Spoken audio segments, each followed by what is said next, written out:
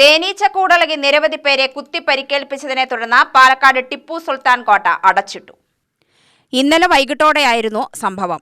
കോട്ട കാണാൻ വന്ന ടൂറിസ്റ്റുകളിൽ ആരോ കുറച്ചുപേർ കോട്ടയ്ക്കുള്ളിലെ തേനീച്ചക്കൂട്ടിൽ കല്ലെറിയുകയായിരുന്നു എന്നാണ് ഓട്ടോക്കാർ പറയുന്നത്. ഇന്നലെ പിള്ളേര് തേനീച്ചക്കൂട് കല്ലെറിഞ്ഞപ്പോൾ അതൊക്കെ കൂടെ പറന്ന് കുറച്ച് ആൾക്കാർക്ക് തേനീച്ചയുടെ കൊത്തേറ്റു. അതിനെ തുടർന്നാണ് ഇതിപ്പോൾ പൂട്ടിയിട്ടിരിക്കുന്നത്. കുറച്ച് ആൾക്കാർക്ക് കിട്ടി, ചെറിയ കൈക്കുട്ടികൾക്കടക്കം കിട്ടിയിട്ടുണ്ടെന്ന് ജില്ലാ ആശുപത്രിയിലേക്ക് അവരെയൊക്കെ തൂക്കിയെടുത്തോണ്ടൊക്കെ പോയി. ഓട്ടോറിക്ഷയിലൊക്കെയാണ് കൊണ്ടുപോയത്.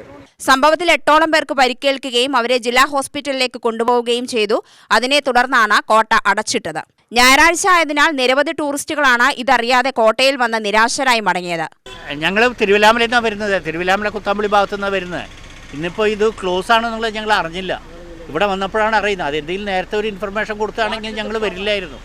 അതാണ് ശരിക്കും ഇതൊരു പബ്ലിസിറ്റി ചെയ്യേണ്ടതായിരുന്നു, ക്ലോസ് ആണെന്നുള്ളത്. അതും പ്രത്യേകിച്ച് സൺഡേ അല്ലേ.